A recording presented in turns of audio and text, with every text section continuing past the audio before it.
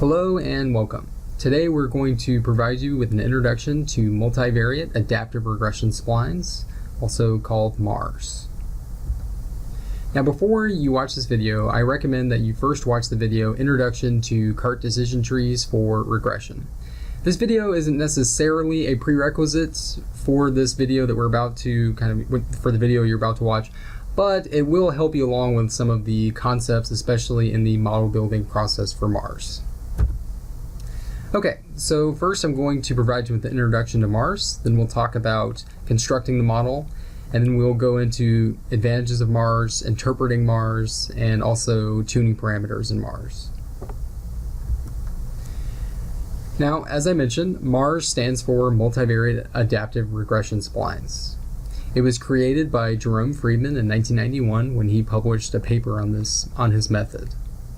Now, Dr. Friedman is also the co-creator of CART. He created gradient boosting, and he also created a variety of other very powerful machine learning algorithms, including rule learner rule ensembles, and he also created IL model compression.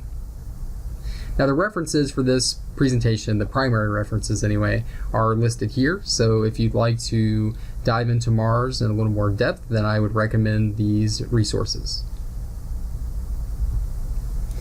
So what is MARS? MARS is a regression model that automatically is constructed via an adaptive spline algorithm. And so here we can see these black dots. These are the data points here. And basically this is the function y equals x squared plus a little bit of noise from a standard normal distribution.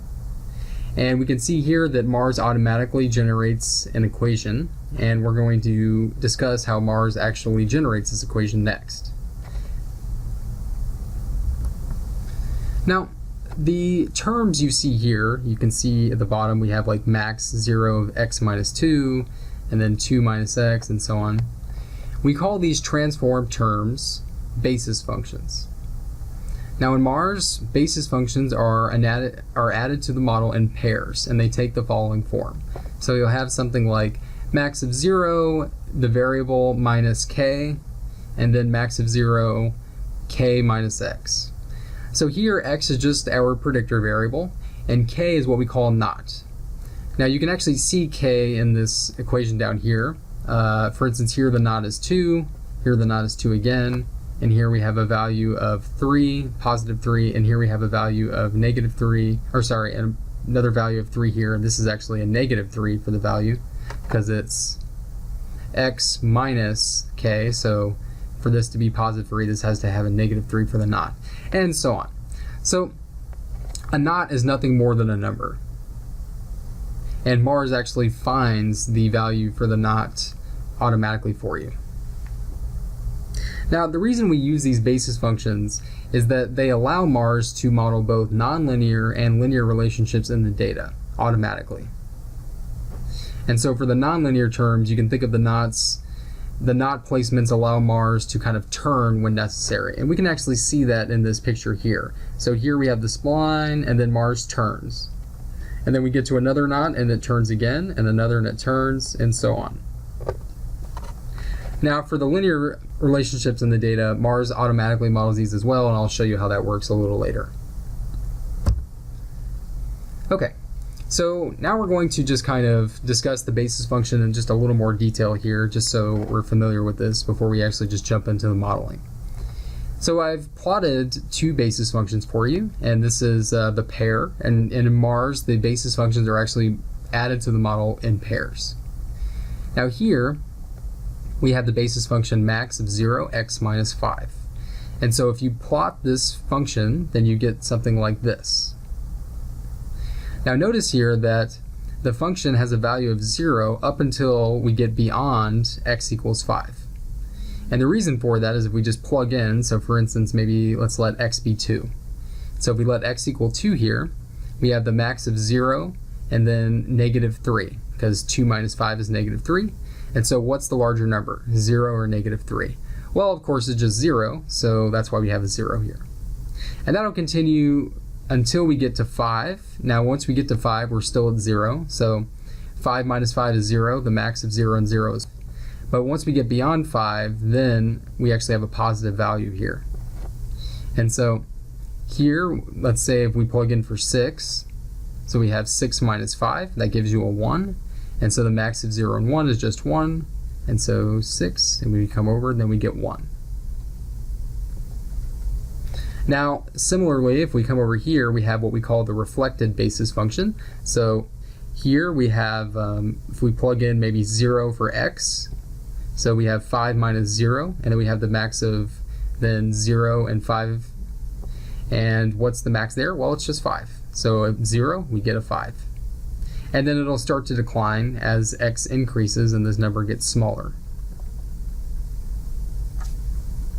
Now, one thing when you actually go, if you go read about Mars in another source, and maybe whether it's a book or maybe another video, one thing you're going to see is you're going to see the following plot.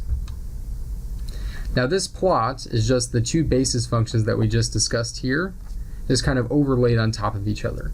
So if you see a plot like that, then just know that that's where that comes from. Also, when you look at this plot, notice here that we have our naught value. Here the naught is 5, and so that's right here.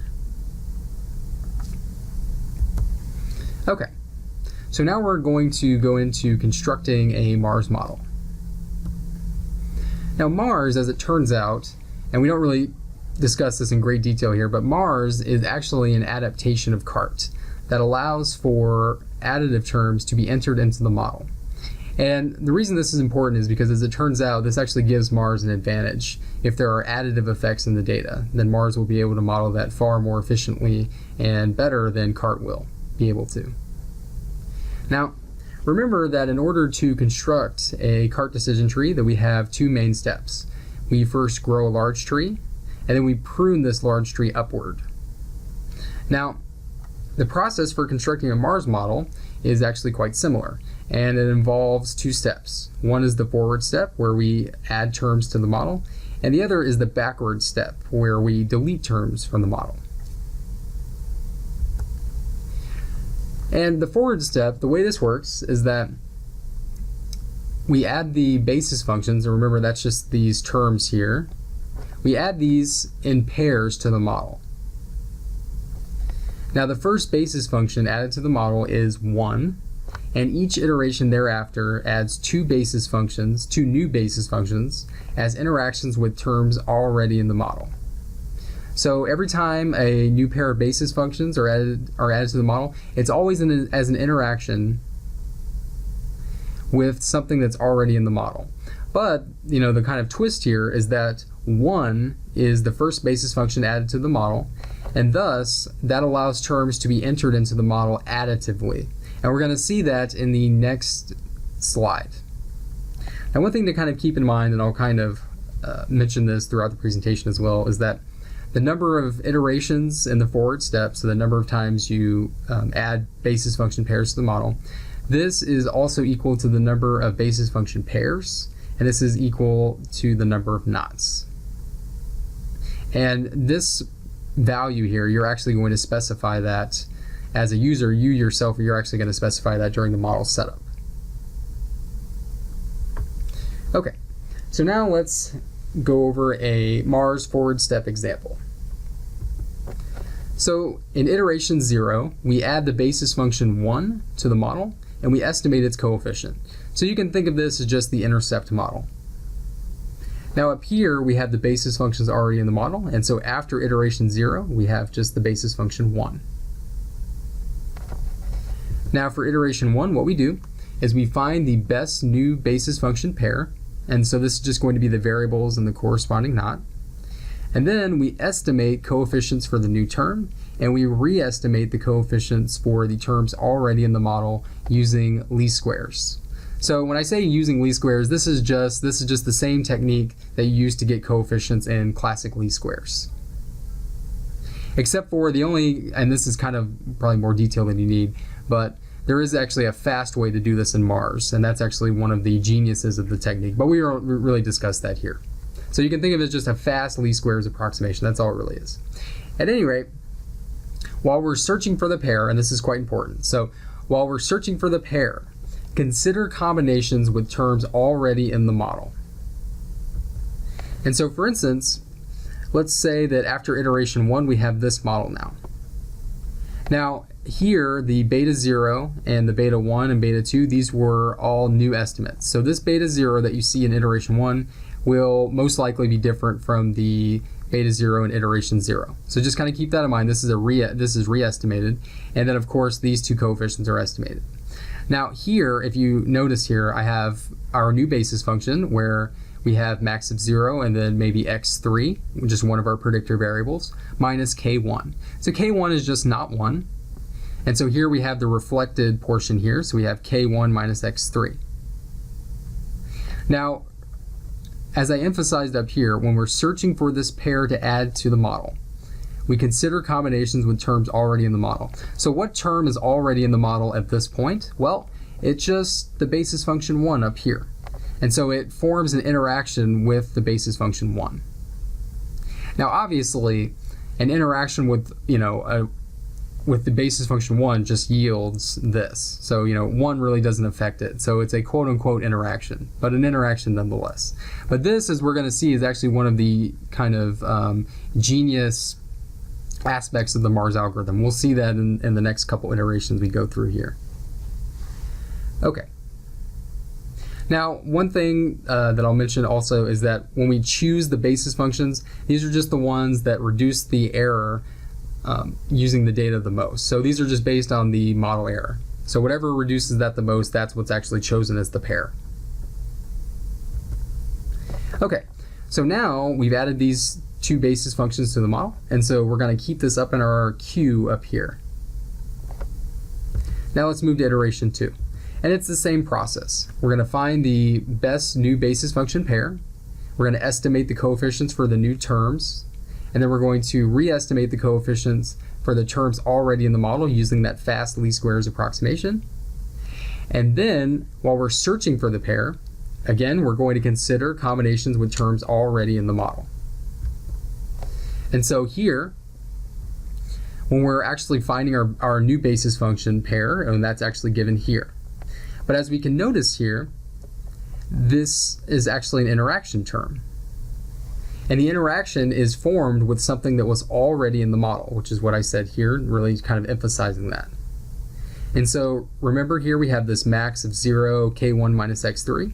Well, if we look at our interaction terms, they both involve max 0, k1 minus x3, and then max 0, k1 minus x3. So this portion was already in the model, and it's actually used in the interaction term. Now, if we look at the other part of the interaction here, we have max of 0, x4 minus k2, and then we still go ahead and reflect this over in the next term. So now we have max of 0, k2 minus x4. So we're still adding pairs of basis functions to the model, and they're still reflected. It's just that when we're actually considering interactions, that interaction part doesn't change. So this part isn't reflected. It's just going to be k1 minus x3, k1 minus x3. But this portion we still do reflect over. Okay. So now what we're going to do is, just like we did in the previous iteration, we're going to take our new basis functions here, and we're going to add this to our queue, and then we're going to continue. So maybe for iteration 3, the model ends up becoming the following. So again, we're going to add our two new basis functions, and then remember we're considering interactions with terms already in the model. Now remember, 1 is already in the model, and so if this turns out to be the best basis function pair, then we add this to the model. And so note here the kind of genius of the method. So again, since 1 is already in the model, you can still quote-unquote form an interaction with the 1. And this is what allows terms to enter in additively to the Mars model. So it may be that the best term to add to the model is this interaction like we saw up here, but it could also be that if we need to add an additive term, and what I mean by that is just that there's no interaction here, then we can also do that if necessary. So Mars is a very flexible technique. Okay, so what we're going to do is we're going to add these two basis functions to our queue up here, and then we're going to keep on going. So we'll eventually get down to iteration m, and you're going to end up with this very large model here.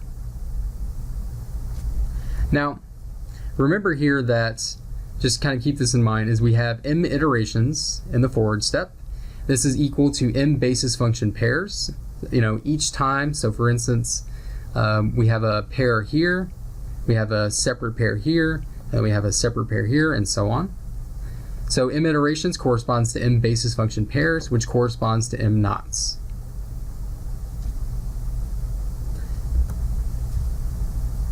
Okay, so now let's talk about the backward step. So there are a few ways to perform the backward step in Mars. One is the test sample method, another is cross-validation, and yet another is generalized cross-validation. In this video, just for the sake of simplicity, we're going to only discuss the test sample method, but we will discuss generalized cross-validation and also cross-validation in separate videos. Now, if you're not familiar, a test sample is where you randomly select a certain percentage of the data, and you use this data to assess the model error. Now, as we know, in the Mars forward step, what we do is we build a large model that deliberately overfits the data. And so you'll have some large model like this. Now, if you're not familiar with this term, overfitting means that the model has adapted to the data too closely, and it will not perform very well on data the model has not seen. And so in order to kind of counteract this, what we do is we use this backward step.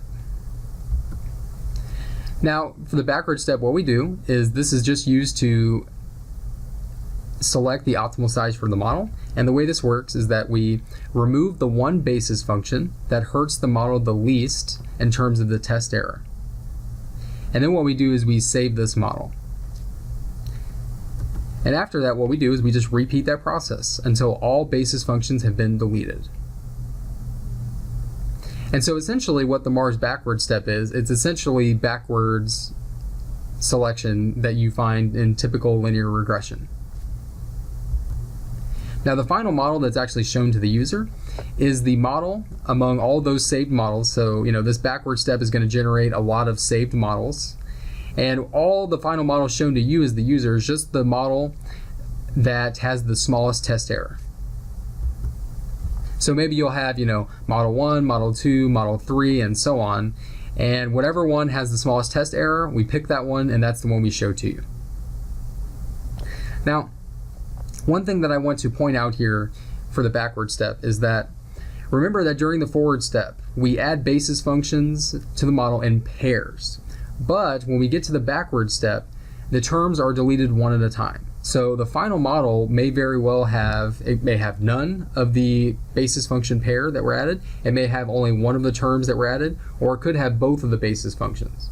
So, in the forward step, remember we just add pairs. In the backward, there really is no rule. So you could have one of them left over, both could be left over, or none of them could be left over. So just kind of keep that in mind when you're looking at the final Mars model. And so if you don't see, both basis functions from the pair, don't be alarmed.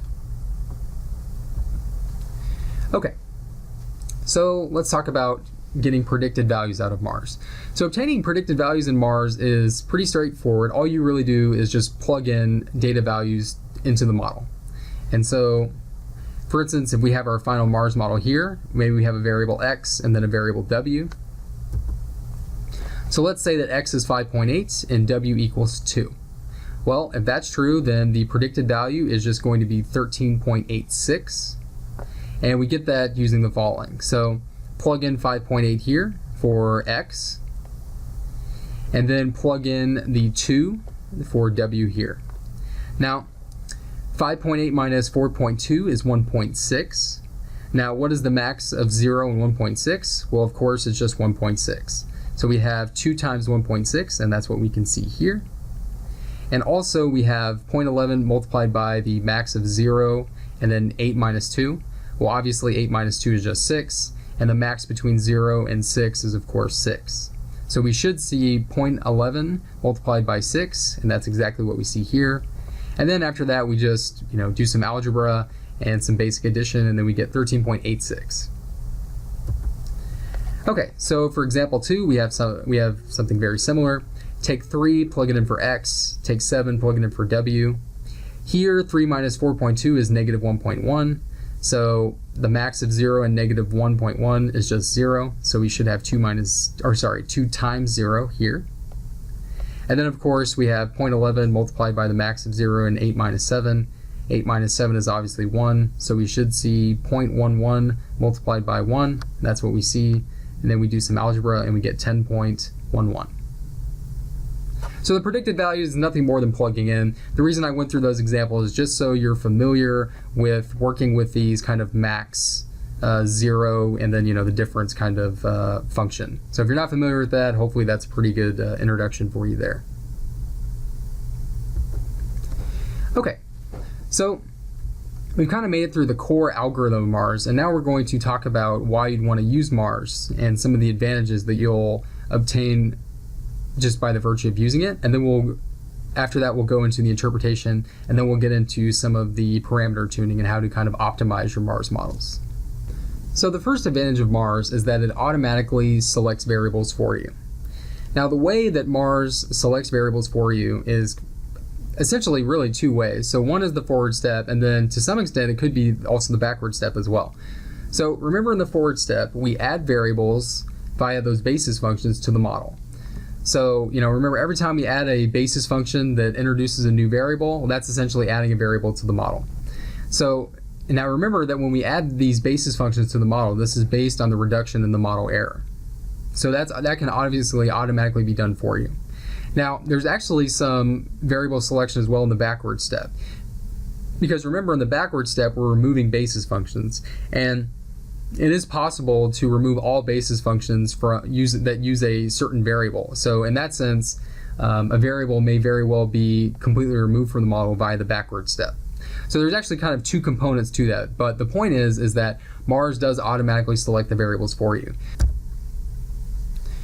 Now the second advantage of MARS is that it automatically models nonlinear functions, and it does so via what we call piecewise linear approximations. Now what we mean by piecewise linear, it's kind of a fancy term, but really it's just that MARS will find this kind of local area here, and so here we have a line, and so this is one of the pieces of the approximation. We can see that overall the MARS model is nonlinear, but within each little slice here we have a line, which is just a linear function. So when we say piecewise linear approximations, I know that's kind of fancy, but all it means is that overall the model may be nonlinear, but within each little, if we kind of zoom in here, we have a linear function here. So here we have a line, we have another line, another line, another line, another line, and another line, but added all up together, it's nonlinear. Now one thing that I do want to point out, just to kind of emphasize, is that there is no transformation of the variables here. This is the data, so this function that you see here, this y equals x squared, these are the black dots. Now the line is just the MARS predictions, and that was generated automatically by the model. So there's no any type of transformations or anything like that. Let MARS figure out all of those nonlinear relationships for you. Now, as it turns out, MARS also automatically models linear relationships as well. And this actually occurs in a special case. So let me come back here. So if the not value is the minimum of a variable, then one of the basis functions is linear and the other basis function is always 0. So remember that in the forward step, remember that we add basis functions in pairs, but if the not value is just the minimum of that variable, then one of the basis functions is going to be a line and the other is just going to be 0. And so this is quite important, because if you do have linear effects in the data, then MARS will model it directly. So here, if we have, let's say hypothetically that the minimum value for x is 17 and the optimal not for x is in fact 17. Well, if you plot that basis function, it's just a line. Now, on the other hand, let's look at the reflected portion. So here we have x minus 17. Now what about for 17 minus x? Well, remember, the minimum value for x is 17. So x can't have anything that's less than 17. So 17 is the floor, basically. So what's 17 minus 17? It's 0. And so everything beyond this, of course, is going to be 0. Because, if let's say, here we're at 40. Well, what's 17 minus 40? It's a negative number. The max of 0 in a negative number is obviously 0. So it's going to be 0 everywhere. So the point is that Mars can indeed model linear relationships automatically. It just kind of occurs in a special case. In fact, in Mars software, you actually have the ability to force the knot to be at the minimum here, and you can actually force a term to enter into the model in a linear fashion. Now, we don't really recommend that if you just start the modeling. That can be something as kind of a follow-up, but you actually do have that option. The next advantage of Mars that we'll discuss is automatic modeling of variable interactions and also local effects. First, let's take a look at the automatic interaction modeling. So remember that in the forward step of the Mars algorithm, we find the best basis function pair in terms of reducing the model error. And remember that while we're doing that, we are considering combinations of the new pair with the basis functions already in the model. Now, just to kind of remind ourselves, so remember like in iteration 2, when, before in iteration 1, we added these basis functions, and then in the second iteration, we formed an interaction with something already in the model. So max of 0, k1 minus x3 was already in the model, and so that formed part of the interaction. So that's what I'm referring to here. So those interactions that actually is automatically done for you, so you don't even have to worry about that. Let Mars figure that out for you.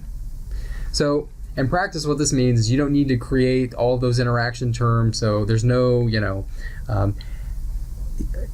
k1 minus x3, and then the x4 minus k2. You don't actually have to create that. Mars does it for you, so don't even worry about it. And, the nice thing about that is it's all based on the data itself. Now, one thing that I'll point out though is that in Mars software, the software itself, the user, you yourself, you're actually going to have control over whether interactions are modeled and the maximum interaction order allowed. So it could be like a 2 ways, 3 ways, and so on. And so what that looks like in the software is you just have this maximum interactions control. Here, by default, it's set to 1, and this means that there are no interactions allowed in the model. But of course, you can make that 2 or 3 or 4 or 5 or whatever you'd like. Okay, so for the second advantage here, local effect modeling. So both interaction terms and additive terms are all local. So all terms in the Mars model, all those basis functions, they're all going to be what we call local. And the reason we refer to them as local is because these terms are only used over certain regions of the data.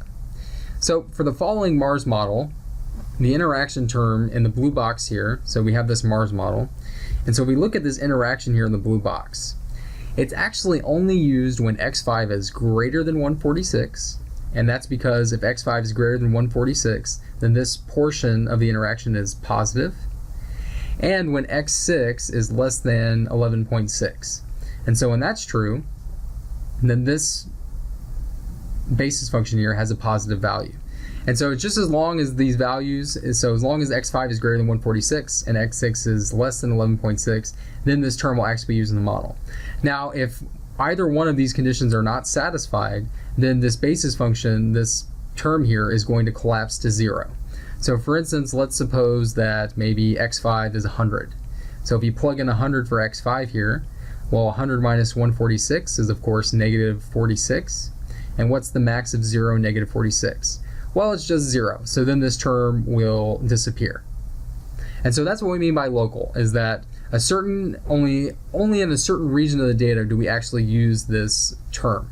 So that's what we mean by local effect. So that's really what gives Mars an advantage in terms of accuracy and also delivering insights in your data. So for instance, if you may want to look at, well, what is it about 146 in the data for the variable x5? What is it about this number? Like, is there something that's significant that occurs at 146? And similarly, what happens, why 11.6 here? And what is it about the two values in conjunction with each other? What is significant about that? So, it can help you derive very useful and very interesting insights into your data. Okay, so the next advantage of Mars that we're going to discuss is the automatic handling of missing values. Now, missing values, the way they're handled in Mars is that we introduce what we call missing value indicators. And we have an example of that down here. But what we do is we introduce these missing value indicators automatically for every predictor with even a single missing value. Now, the missing value indicators themselves are always included in a Mars model whenever a predictor variable with missing values is used. And so to see that, let's come down here. So our missing value indicator is here. And so it's I of edu equals period. And so, what does that actually mean? So basically, it takes the value of 1 if edu is missing. So edu is just education. And it takes the value of 0 if edu is not missing. And so that's what we call a missing value indicator. It's an indicator function. That's where the name comes from. And so that can actually be incorporated into your model, and you can actually use that to take advantage of patterns that the missing values have in the data. So missing values, if you have them in your data, you don't have to worry about imputing it. Let Mars handle it for you. Now, this kind of goes without saying, but I did kind of want to emphasize this. So Mars automatically models numeric and categorical predictors. So if you have predictors maybe with multiple levels, so maybe high school or no high school, or it could be multinomial, it could be high school, no high school, or college, and so on, then Mars is automatically going to handle that for you. You don't have to create any indicator variables or anything like that. Mars will handle it for you, and the output will be similar to something like this. And of course, as we've seen with numeric predictors, that's handled automatically, of course. Okay. So now that we've discussed the advantages, let's move into how to actually interpret a Mars model. There are a variety of methods for interpreting Mars models, and we're going to cover 4 of them today. So the first is to interpret the equation directly, and as we're going to see, this becomes more difficult as the model complexity increases and the number of interaction terms increase. So as that increases, this becomes less feasible to do, but we will delve into how to actually interpret it if the model is simple enough to actually interpret it via the equation. Okay, so let's first discuss how to interpret the equation directly. So let's consider we're going to work with this Mars model here, and we're going to kind of discover how we can interpret x1 here. So if we look at this model, there's only one basis function that involves x1. And so here our interpretation of x1 is the following. So if x1 is increased by 1, when x1 is less than 531.3, and the other terms of the model are held constant, then y increases by 0.09. And so where do we actually get that? So the first thing we'll start with here is just this portion when x1 is less than 531.3. Now this comes directly from the basis function definition itself. So remember that if x1 is less than 531.3, then this number here that we see is going to be positive, and thus this basis function is actually going to be used. If x1 were greater than 531.3, maybe let's make x1 600. So if x1 is 600, then this number becomes negative, and then the max of 0 in a negative number becomes, of course, 0. So this term then disappears. So this is only going to be used when x1 is less than 531.3. So that's where that comes from. Now, then we have y increases by 0.09. But if we look here, we actually have a coefficient of negative 0.09. So how do we actually get that? So a couple ways. I'll show you the long way, and then I'll show you the short way. So here's our justification.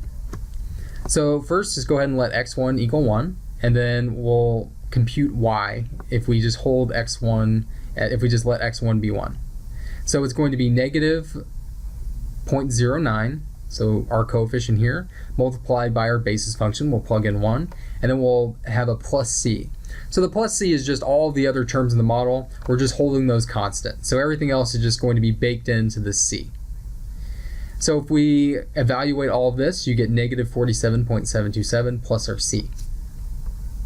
Now, if we increase x1 by 1, so let x1 be 2, then we have our yb here. We'll plug in everything. And again, the c here is just everything else in the model. We're going to hold all of that stuff constant. And then we're going to get this number. Now, of course, if you want to measure the impact of increasing x1 from 1 to 2, we'll just subtract yb from ya. And so if we just plug everything in, then eventually you get positive 0.09. Now, that's the kind of the long way. You can always do this way, but if you're familiar with the first year of calculus, you'll recall that if we just take the derivative of this inside function here, we have our negative x1. So if you're not familiar with the derivative, for those of you who don't have a calculus background, that's fine. The derivative is merely the slope of a line. You can think of it that way. So what is the slope of the line negative x1? Well, it's just negative 1. We have no coefficient on x1. It's just the coefficient here is just 1. We just didn't write it. So what's the derivative of the inside? It's just negative 1 multiplied by the coefficient. So negative 1 times negative negative 1 times negative 0.09 gives you 0.09. So that's kind of the fast way to do it. And now again, this just kind of keep in mind that there are no interactions here with x1. These are all just, this is the no interaction model. Now in a similar manner, we can do the same thing for x5. So if x5 is increased by 1, when x5 is now greater than 137.8, and the other terms in the model are held constant, then y decreases by 0.26. So again, you know, when we see x5 is greater than 137.8, that comes directly from the basis function definition itself. And so if x5 is, let's say, let's call it 100 again. So if it's 100, then this becomes negative, this whole piece here, and then this max function will then have a value of 0, so then the term will disappear. So it has to be greater than 137.8. And then to get our decrease by 0.26, go ahead and let x5 be 138, and then we can plug in for our YA. Remember, the C is just all of the other stuff in the model that we're going to hold constant. And then, of course, we can just increase x5 by 1, and then you're going to get another YB. And then we can just subtract the first value from the second. And then you're going to get negative 0.26. Now again, the shortcut though, if we just look at what's the slope of just the line x5? Well, it's just positive 1. So that's just the first derivative. And what is positive 1 multiplied by negative 0.26? Well, it's just negative 0.26. And we can keep doing this. So we have a similar interpretation for x3. It's going to increase by 0.07. And again, we can plug things in and subtract the values, and you're going to get 0.07. And of course, what's the slope of the line x3, which is also just the first derivative, so that's positive 1. What's positive 1 times a positive 0.07? It's just 0.07.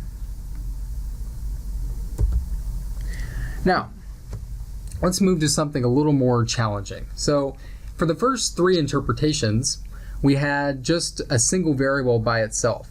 But what happens when you have 2 basis functions in the model like we have here? So both involve x8, but they also involve different not values. So here we have a not value of 14, and here we have a not value of 56. So we actually have to be very careful in this situation, and we need to recognize that for some values of x8, both terms are going to be used, and for other values of x8, only one of the terms will be used. And so we're going to consider here 3 scenarios.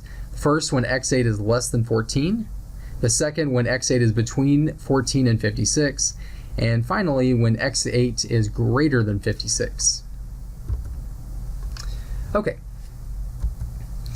So when x8 is less than 14, let's tackle this one first. So if we increase x8 by 1 when x8 is less than 14, and the other terms of the model are going to be held constant, then y increases by 0.56. So where does that come from? So if x8, let's say, is 5, so that satisfies our requirement here. It's less than 14, so we'll go ahead and let x8 be 5.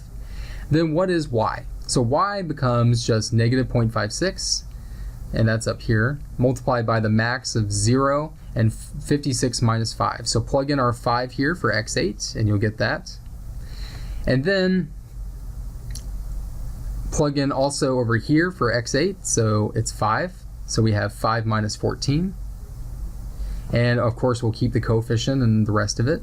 Now again, we have our plus c. Just remember that the plus c is this term, and this term. So it's just all of the other stuff. We're holding all of that constant anyway, so we'll just call it c for constant. Now let's focus on these two values. So we have negative 0.56 multiplied by the max of 0 and 56 minus 5. So 56 minus 5 is 51. Obviously 51 is greater than 0, so we have negative 0.56 multiplied by 51. And then we're going to subtract from that 0.0167 multiplied by the max of 0, and now this is negative 9. And of course 0 is greater than negative 9, so this term becomes 0. And then of course we still have our c. Now in a similar manner we can plug in for 6 and do something very similar. Here that term, the second term here, we have 6 minus 14, that's negative 8. And so the max of 0, negative 8 of course is 0, so this term will also disappear even in this scenario. And then what we do is we just do the exact same thing we did before, and we just subtract the first value from the second. And so that's where we get 0.56. Now the fast way to do that is to, this is kind of the long way, and the fast way is the same as before. So when x8 is less than 14, this term disappears, so we don't need to really worry about it. And the rest is just held constant, so we don't need to worry about that either. What's the slope of negative x8? It's just a negative 1, so just take the first derivative and you're going to get negative 1. And then multiply that value by the coefficient, and the coefficient is negative 0.56. So negative 0.56 multiplied by negative 1 is positive 0.56. So this is basically what we did before. It's just because this term disappeared. So now let's go with a more complicated example.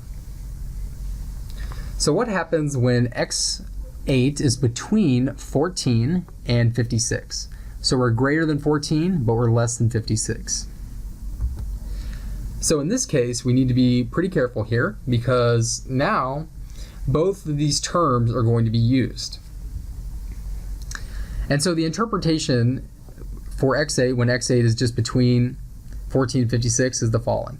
If we increase x8 by 1 when x8 is less than 14 and x8 is less than 56, then if we hold everything else in the model constant, so all of this stuff here, y is going to increase by 0.56, which is our coefficient here, minus 0.0167, which is our coefficient here, and that's going to give you this value. So y is going to increase by 0.5433. Now how do we get that? So let x8 be 30, okay? And if we're at 30, then we're right, kind of in the middle here, so we've satisfied our condition. So y, we can plug everything in, so 0.56 multiplied by the max, 56 now minus 30, and then we have our second coefficient here, and we plug in 30 again, and we have c for all the other stuff in the model. So if we simplify this, you're going to get this value here. We have negative 0.56 multiplied by 26 minus our 0.01167 multiplied by our 16, because 30 minus 14 is 16, plus our c. And then of course we just increase x8 by 1, plug in again, you're going to get this value here.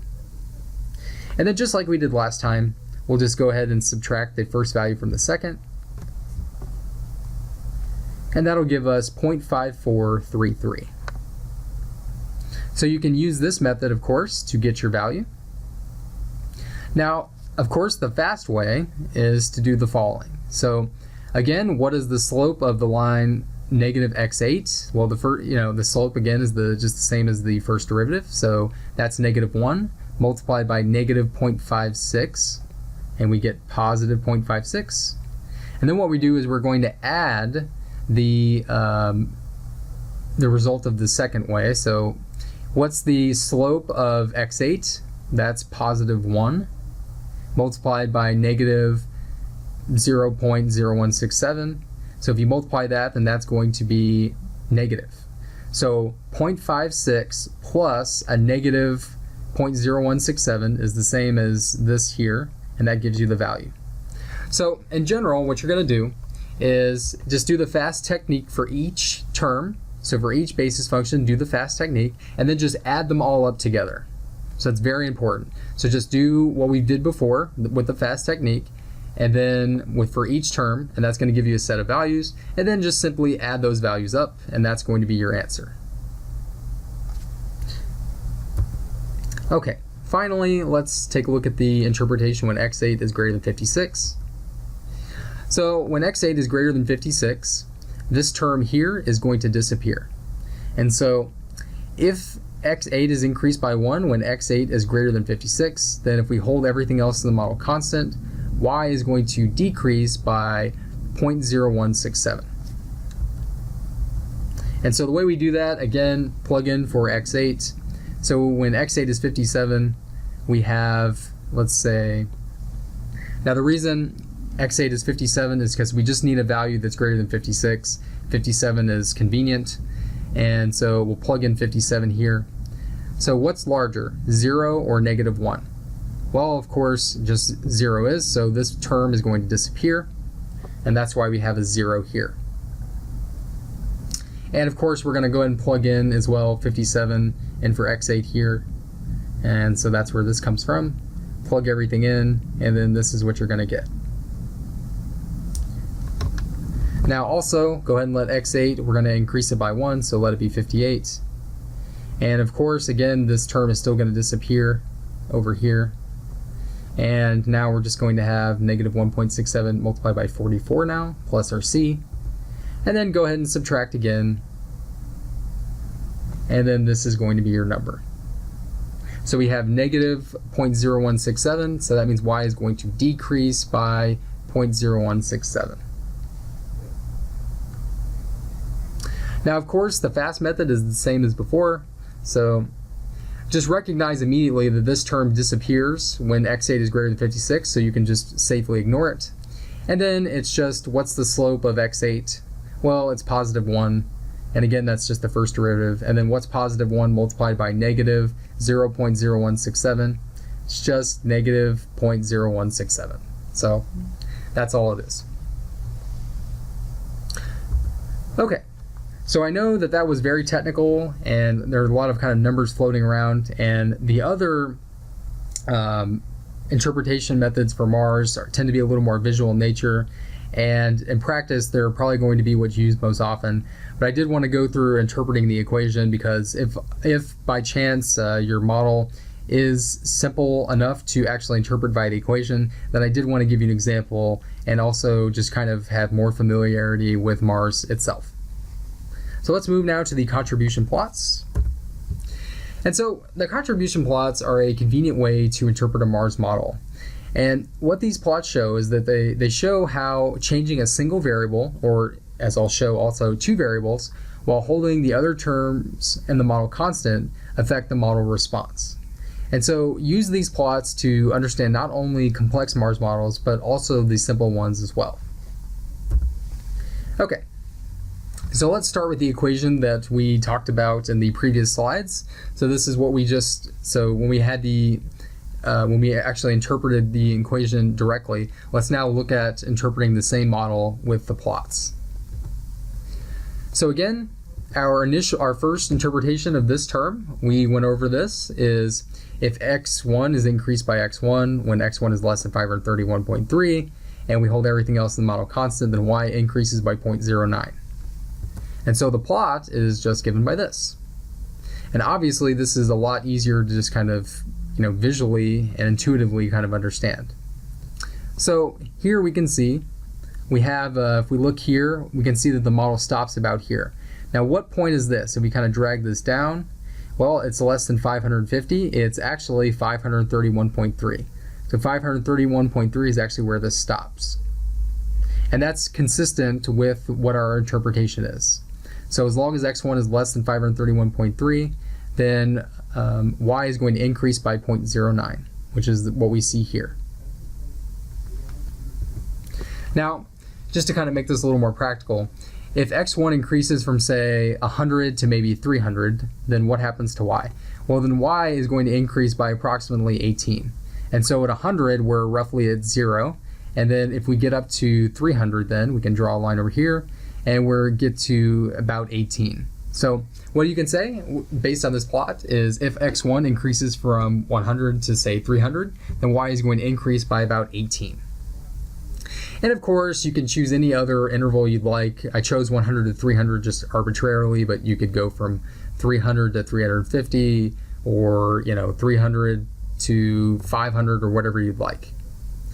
One thing I really want to emphasize here is that do not use this plot to obtain predicted values directly. The actual predicted values will depend on the values for the other variables in the intercept. We're only using this plot to understand the change in y. Okay, so let's go now with another term. And so here's our previous interpretation. And so we found that as long as x5 was greater than 137.8, which is its not value, then and we hold the other terms in the model constant, then y was going to decrease by negative 0.26. And so what that looks like is this. So interestingly, we can see that this term is flat in the model until we get to 100 and 137.8. And once you get beyond 137.8, then the model, it starts to decrease here. Okay? So if you want to interpret this, so if x5 is increased from, let's say, 155, which is about 5, so we'll draw up here, and we come over here and we get about 24. So if we increase from 155, where we start at 24, and then if we go to maybe 210, so 210 is approximately here, and that gives you 10. So if that happens, then we can say that y decreases by approximately 14. So if we start at 155 for x5 and then we go to 210, then we can expect y to decline by approximately 14. Now again, we're only using this to look at the change in y.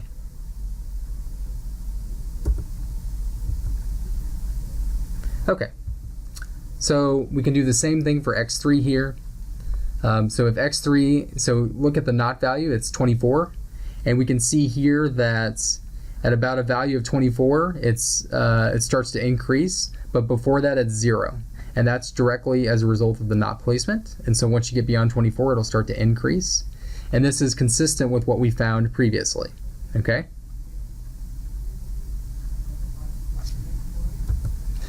Okay. Now let's look at the harder portion, where we have our two terms here. And here's our interpretation that we found previously. And then we have this contribution plot, which is a little more complicated. So let's look at this piece by piece like we did before. So if x8 increases from 0 to 55, and again we're holding everything else in the model constant. I didn't write that here, that's a bit of a typo, but again we're holding everything else in the model constant. But if x8 increases from 0 to 55, so that's going to be from about 0 here to just beyond this point, then y is going to increase by approximately 30. So from 0 to 55 puts you about here, and if you travel upward here, then you get to 30. And 30 minus 0 is going to give you, of course, 30. Now if x8 increases from, say, I don't know, maybe 100 to 200, then y decreases by about about 1.67. So if we go to 100 here, then you're still at about 30. And then if you go to 200, then you're at about 28. So if you're wondering where I got these values from, generally speaking, you can kind of ballpark it, but obviously these are very specific. I actually plugged these directly into the model to get these values, so you can actually do that as well. So if you're really trying to assess the plots themselves, if you really want an exact answer, you can actually just plug into the plots themselves.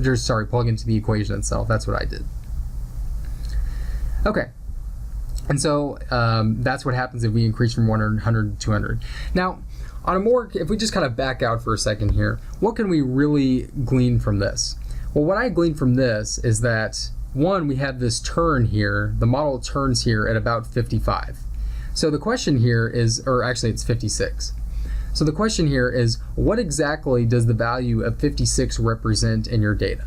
So that'd be something that you really want to go to discover, because before 56 we're really increasing, but then once we get beyond it, we actually start to decrease, and the decline is fairly marginal, but still it is a decline nonetheless. So what exactly is occurring what does this variable, represent? What is exactly is it trying to tell us? Where it jumps from, in a range of 0 to 56. That's something that you're really going to want to go and investigate just by looking at this plot. Okay, so there are also 3D contribution plots, and these are generated in Mars models when you have two-way interactions in the model. Now, if you have three-way and four-way interactions, there's really not much you can do in terms of visualization. But if you do have the two-way interactions in the model, then you'll see these generated for you. Okay, so let's look at this example. We have two variables, x8 and x5, and let's look at what happens if we decrease x8 from 200 to 100 and we leave x5 fixed at some value, maybe 150. So we'll leave x5 fixed at 150, which is about here. And if we let x8 start at 200, then we end up at this kind of smiley face here. And then let's just see what happens when we decrease x8 from 200, which is about here, to now 100, which should put us about here. So we're going to go here, and then we're going to stop here. So again, we fixed x5 at 150, so that's why we're just on this straight line, and we've just declined from 200 to 100 for x8. And so what you can say is that if you decrease x8 from 200 to 100, leaving x5 fixed at 150, then y is going to decrease by approximately 3.5 units. And so the way you get that is you just kind of go to the z-axis here, or vertical axis here, and then you subtract the values, and that's it. So it's very similar to what we did for the univariate univariate contribution plots. Okay, so now let's go with a little more complicated example. So now we're going to let x8 be 200 and let x5 be 150, and so that'll put you about here. Now, if x8 decreases from, say, 200 to 75, and we let x5, we go ahead and increase x5 from 150 to 280, then what's going to happen to y? Well, it's going to increase by approximately 12.5 units. And so let's look at that. So here's our starting point. And so now what we're going to do is we're going to decrease x8 from 200 to now to 75. So let's go ahead and do that. And then what we're going to do is we're now going to increase x5, so on this axis here, from 150 to 280. So now we're going to go up. So 150 is about here, and we're going to go all the way up here to 280. So keep going. And then you end up here on this kind of corner of the surface. And so now what we do is we can just look at the change in the contribution. So kind of draw the line over here, and then draw this line over here, and then you're going to get about 35 minus about 22.5, and that will tell you that y increases by approximately 12.5 units. So if you do have a more complicated Mars model, especially if it's loaded with two-way interactions, then the model itself will be a little more difficult, especially in terms of the equation itself, to interpret, but you will have these 3D contribution plots which can simplify the interpretation for you. Okay, so now we're going to move into the ANOVA decomposition for the Mars interpretation. So one way to view the final Mars model is to just decompose it into sets of smaller functions that involve either one variable, two particular variables, three particular variables, and so on. So let's just kind of take this Mars model here. Now, this is the Mars model that we talked about previously, the one we generated all of those univariate contribution plots for. Okay. Now what we can do is we can take this model, and we can see here that it's color-coded in terms of the variable that was used. And we can actually just go ahead and group the terms. So here we have the x8, and we have the x8 basis function here. So that's what the two green ones are, so we've grouped them. Now there are no other functions in the model. Everything else just involves one basis function. So we just have this basis function just for x1, then for x5, and then for x3. So really the only grouping here is just for x8. Now, this is actually quite useful because we can actually look at the contribution for the two basis functions involving only x8, and then the singular basis function that involves x1, the singular basis function that involves only x5, and then the singular basis function that involves only x3. Now, to assess this, quote, contribution, what we can do is we can just delete the portion of the model and then measure the increase in the model error. So let's look at, this is a picture from the software, and so let's look at what this is trying to tell you. So for the first row in our picture above here,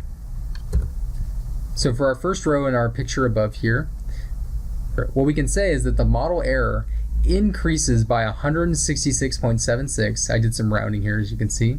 If you were to delete the two basis functions, so we have two basis functions that involve the variable x8. And so, of course, you can rank this by the cost of omission. Now, as a second example here, the model error increases by 146.92 if you were to delete the one basis function involving the variable x1. Now, one thing you can also do, just like with the contribution plots, is you can use it to kind of develop further insights. So for instance, here we have two basis functions that involve x8, and that takes a cost of omission of 166. But here we just have a singular basis function that involved x1, and that's 146. So it's definitely going to be very interesting to look at, well, what is this one basis function x1 that takes up so much, that accounts for so much of my model? And so that'll be something very interesting. And of course, you can look at the the two basis functions that involve x8. So it's kind of giving you an idea of how important these basis functions are and how important each variable is, because you have to kind of group all the basis functions that involve a singular variable. Okay, so the thing about the ANOVA decomposition is it is especially useful when the final Mars model is complicated, or the Mars model has interaction terms. And so if we consider now a Mars model that has 25 basis functions, that's what we can see here on the right. So we have 25 basis functions, and this model includes two-way, three-way, and four-way interactions. And so what the second row here is telling you is that the model error would increase by 61.77392 if you were to delete all four basis functions that involve the variables x1 and x3. So this gives you a sense of how important the interaction between x1 and x3 is in your model. And so you can think of it as just kind of a summary of those four basis functions, how important all four of those basis functions collectively are that involve x1 and x3 to your model. And again, you can also look at, the contribution of the, one basis function that involves x1, x2, x5, and x6. So when you have, very complicated models, the ANOVA decomposition is going to greatly simplify your understanding of the model, because it gives you a very nice summary of how these kind of complex terms affect the model performance. Now, the final topic for today in terms of interpreting Mars is the variable importance. And so to calculate variable importance scores, what we do is Mars basically refits the model after dropping all terms involving the variable in question, and it calculates the reduction in goodness of fit. And so the most important variable is the one that, when omitted from the model, degrades the model fit the most. And the least important variable is the one with the smallest impact on the model quality. And so that's what we see here. Now, if you're curious about how the numbers are calculated, you can actually go into the classic output here. And so here we have a value of 100, and you can see 100 here. And you'll see negative GCV. GCV stands for generalized cross-validation. So these numbers, when we talk about the importance, this is kind of the reduction in the generalized cross-validation criterion after you delete x8. And so to get this 100, what you do is you take 141.49224 and you divide it by the maximum number in your variable list here. But that, as it turns out, just is the same number, 141.49224, multiplied by 100, and you get 100. And that's how you get that. Now, also, this 32.77392, which we can see here, the way this is computed is take the raw value, the 52.20093, divided by the largest reduction here, and that's 141.49224, multiply by 100, and that's where you get that 32 number here.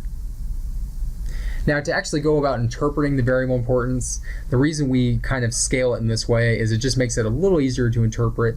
And so what you can say is that x8, which is the most important variable here, is around 3 times as important as x4.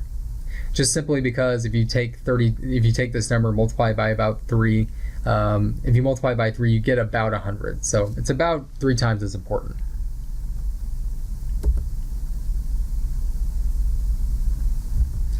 Okay, so that does it for the interpretation of the Mars model. And again, leverage all of the methods that I showed, especially though the final 3, because now there may be cases where the interpretation of the equation is actually feasible, but just sometimes that's not necessarily feasible, especially when you get all those interactions, so that may not actually be an option. But certainly if it is, then certainly go right ahead and use that method. That's perfectly fine. Okay, so now we're going to move into our final section here, which concerns Mars parameter tuning. Now, the first parameter that we're going to discuss in Mars is the maximum number of basis functions. The maximum number of basis functions refers to the number of basis function pairs, and this is equal to the number of knots, added to the model during the forward step. And so just to recall, remember that we had m iterations that gave us m basis function pairs, which corresponded to m knots. And this was all during the forward step. And as I mentioned, you yourself as a user, you're actually going to specify this number. Now, in our software, the default is 15, but of course you can change that to any number you like, and I've changed it here to 100. Now, the concept here, just to recall, is that remember that when we're in CART, we build a tree that is larger than what is optimal, and then we prune this tree based on the test error.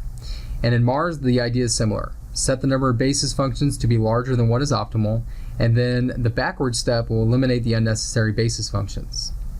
Now, SPM is actually going to choose the optimal number of basis functions for you based on the model error. Now you can see here that I conveniently skipped over this part where I say you will not know what is optimal. And so that's true, you aren't going to know what's optimal, but in practice what you do is you just set the number of basis functions to be large so that the test error no longer meaningfully, emphasis on meaningfully declines. And the number of basis functions to use can then be selected based on cross-validation or by the testing sample. So the testing sample that's just the method we use, and again SPM is going to automatically give that to you. And so to give you an example of that, let's suppose that we fit a Mars model here with a maximum of 100 basis functions. And so what happened here is that SPM built the model, so both the forward step and the backward step, and then the optimal model turned out to be, it looks like here the optimal model based on the test error turned out to be 28, which is what we can see here, this green line here. And so this is actually automatically done for you. Your job is just to make sure that Mars has enough basis functions to actually determine the optimal. And so really what you need to do is just set it large enough so that the model error, the test error, no longer is going to meaningfully decline. And so here we can see that we have this initial descent here. It declines, declines, declines. And then here it actually starts to increase, and it increases again. So here we've found it. Now it may be for your data set that Mars it'll decline and it'll kind of slowly decline, it'll keep doing that. And this curve may actually become flat. Well, in that case, it'll kind of be up to you to kind of maybe trim it back to a more reasonable number. But remember, the optimal word here is meaningfully decline. So that's kind of the optimal phrase. Okay. So now let's talk about the maximum order of interactions. So remember, in our forward step example, we created a two-way interaction in iteration 2. And so that's what we see here. Remember, the interaction was formed by something that was already in the model previously, as all interactions in Mars are formed. And so here we have these two interaction terms that are in green. Now, as I mentioned, Mars does automatically model those interactions for you, and they are local, so that's quite nice. But and so just to kind of point out iteration 2, that's what the arrow is for. But for you as the analyst, in the forward step of the Mars algorithm, you actually have control over the maximum order of interactions that are considered by the model. And so that's what this setting is here, the maximum interactions. Now the maximum order of interactions, so when it's 1, this produces a Mars model without interactions. So this is just main effects only. And so this is actually what we saw when we did the first equation interpretation. That was a model produced where maximum interactions was 1.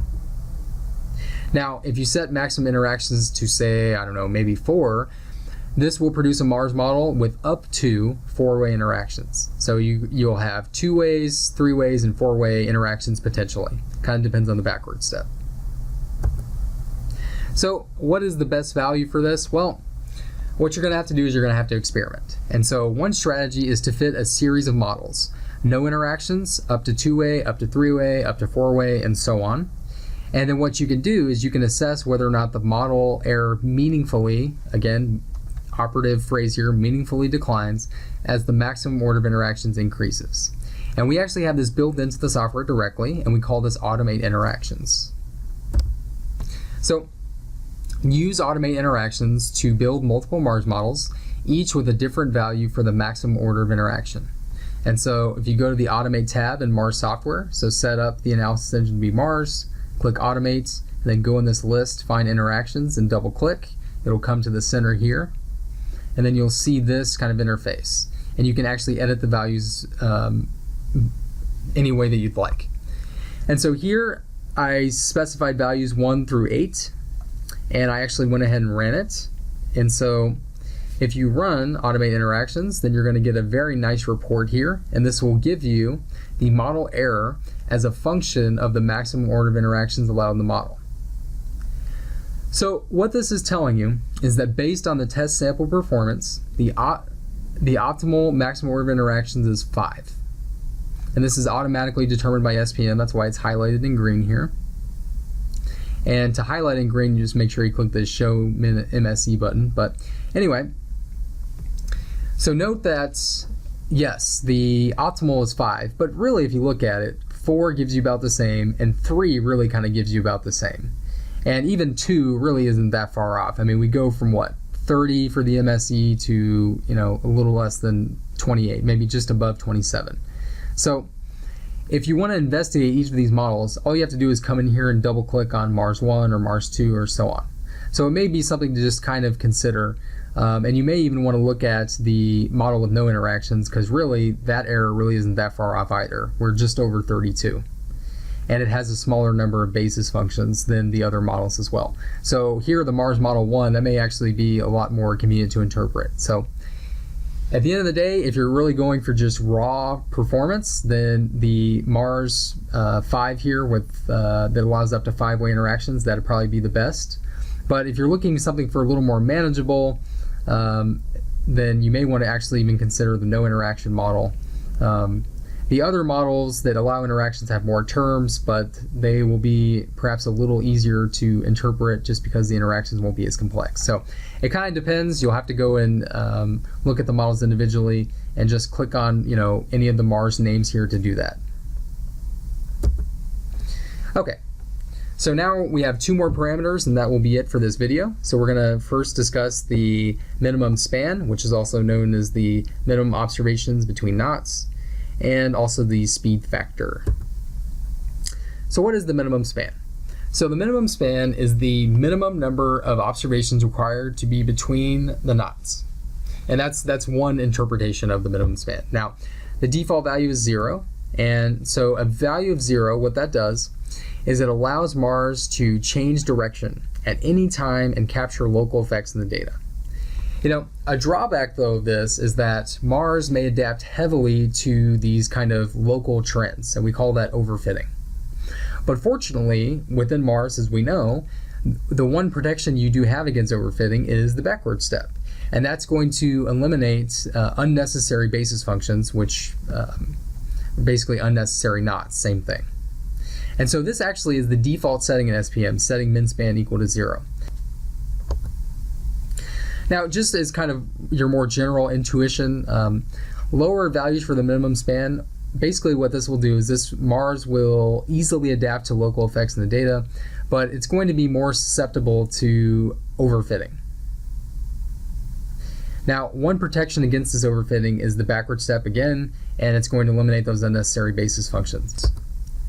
Now, higher values of the minimum span, Mars will not adapt as easily to local trends in the data. Now, this can cause Mars to miss important local trends in the data if the minimum span value is too high. So this red line here, this is the Mars fit to this data. This is the curve y equals cosine of x plus random noise.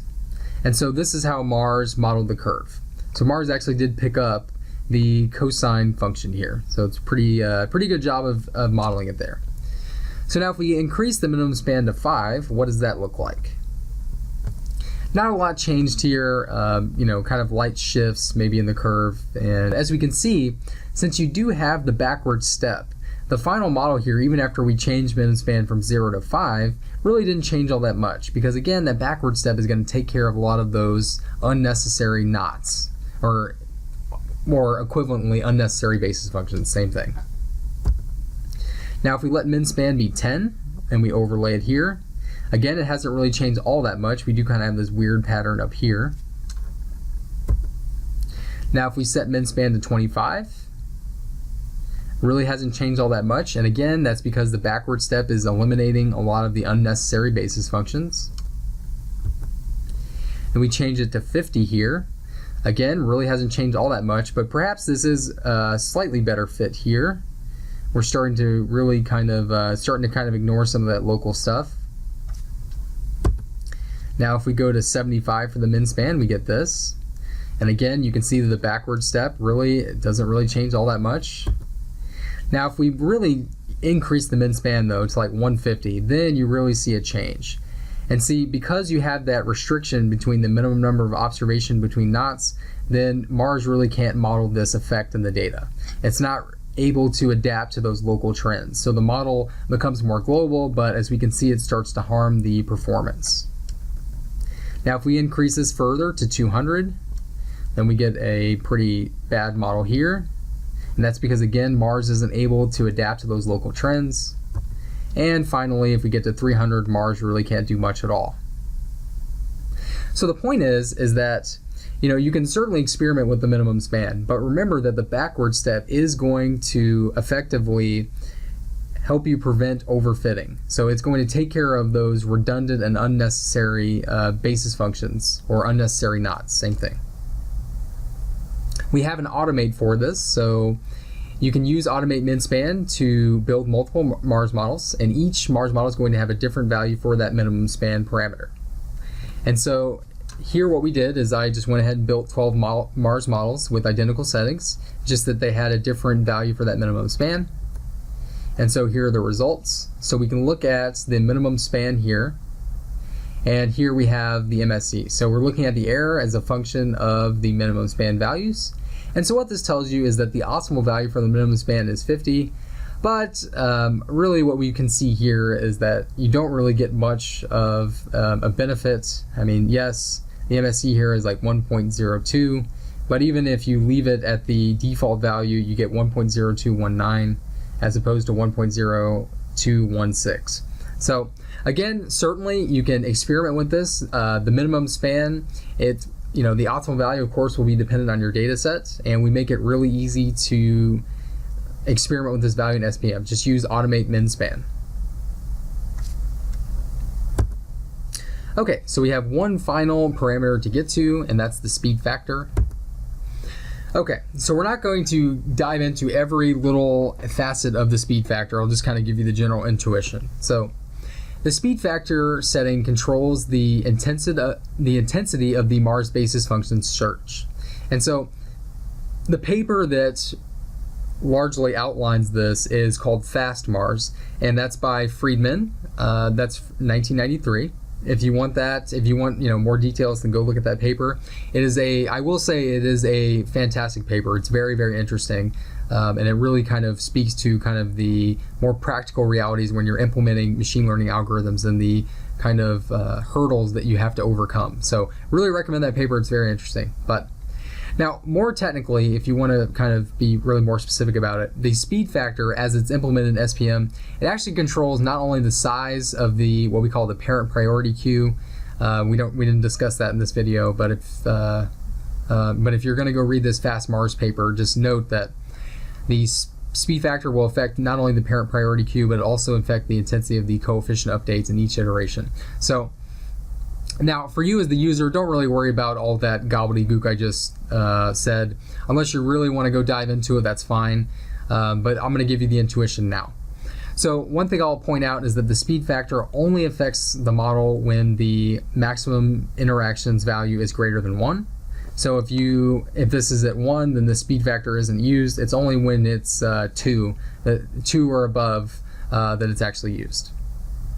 Now, if you set the speed factor to 1, which is over here, then this results in Mars considering all possible pairs of basis functions during the interaction search, and this will result in longer runtime, so be aware of that.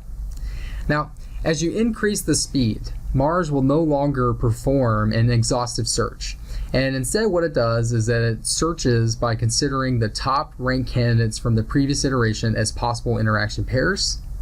And again, all of this is handled internally, so you really don't have to worry about this, but the exact number of candidates that Mars considers is reduced with each higher speed setting. So, if the default value here is 4, and if you never touch it, it's going to be fine, but certainly you can experiment it if you like. And if you really want to experiment, then we of course have an automate for that. We call it automate speed, and you can run that and you'll get a results menu just similarly like we had before. So if you want to run and experiment with the speed parameter, that's certainly fine, but even if you just want to leave it at 4, it'll be fine. Okay, so that does it for our presentation. If you have any questions about Mars, I know we kind of really dove into some very technical topics here. So if you have any questions, then please feel free to reach out to us at support@salford-systems.com, and I will see you in the next video.